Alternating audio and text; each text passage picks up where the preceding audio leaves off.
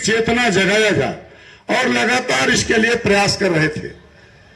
भाई जदवंशी जी ने कुछ बात कहा है, जदवंशी जी जमाना खत्म हो गया, अकेले आप पड़ जाओगे।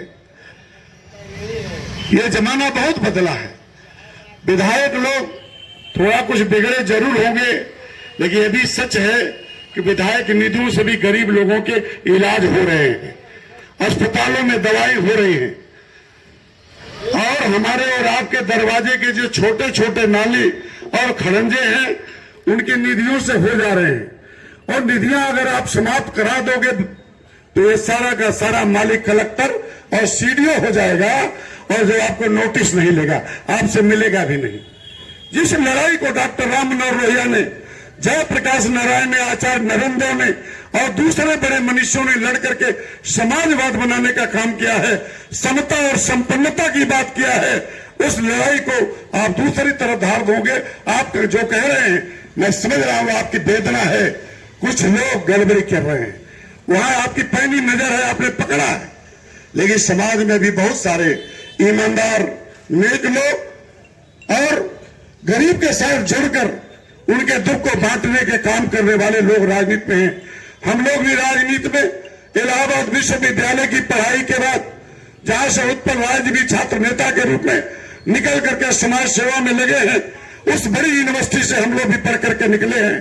6 सदनों पर बैठ करके सियासत को नजदीक से देखा है, लेकिन राजनीति में जब प्रवेश किया तो हम लोगों को लगा कि हम सेवा भाव से आए हैं और नींव चले पावदान पर खड़ा व्यक्ति, उसे हमें ऊपर उठाना है। हम लोगों ने जनेश्वर मिश्र जैसे लोगों के नेतृत्व में काम किया, और उन्होंने कहा था बाराबंकी की बाराज की सभा में, अगली कतार में बैठने वाले लोगों, मैं चाहता हूं कि पीछे बैठा हुआ कतार का व्यक्ति अगली कतार में बैठने का काम करेगा, तब मैं ये मानूंगा कि समाज में बदलाव आया है। बहुत बड़ी बात कहा था। इसलिए जगदीश मिश्रा जी के बारे में जितना कहा जाए कम है। हम धोनाथ यादव जी इस इलाके से 2 बार एमएलए और आज और हम सब के नेता आदरणीय अमरेश चंद्र पांडे जी, बड़े भाई उत्पल राय जी, भाई ओम प्रकाश ठाकुर जी, सोच उनमें बहुत था, आगे क्या होगा उसको जानते थे कि आगे क्या होने वाला है। और मैं सोच करके इसको बोल रहा हूं, और फिर बात को जो मैं कह रहा था कि बोलना चाहता हूं कि वो फिर वापस ले रहा हूं, नहीं बोलूंगा। दूरदृष्टि बहुत थी।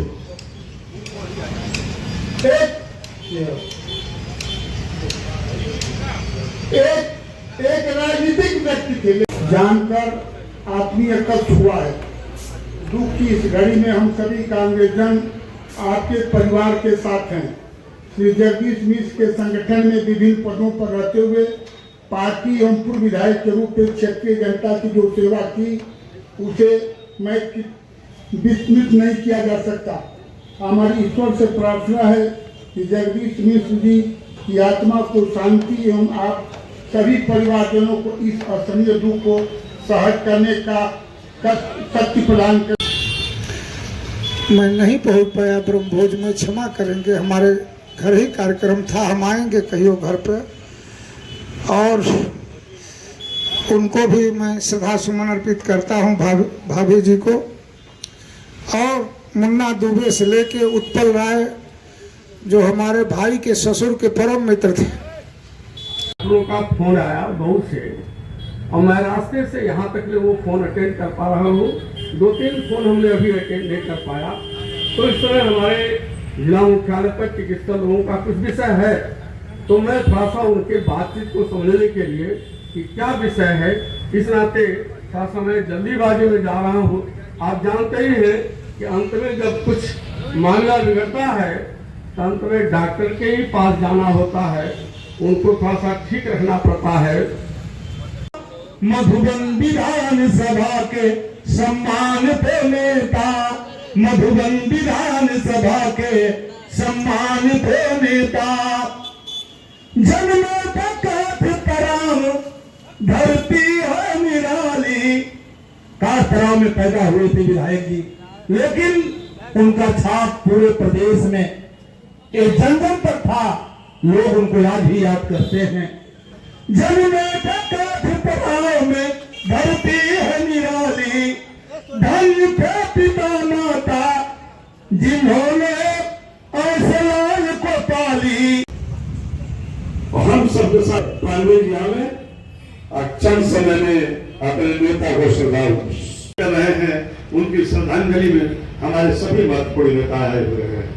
मैं शुभम तिवारी जी जो बेरोली पार्टी के जनपद के जिलाध्यक्ष स्वर्गीय विधायक जी के अभिन्न शिष्य और उसी गांव के निवासी आदरणीय दुर्गनाथ यादव जी, समाजवादी पार्टी के उत्तर प्रदेश कार्य समिति के सचिव आदरणीय विद्याशंकर यादव जी, पार्टी के प्रदेश के सचिव।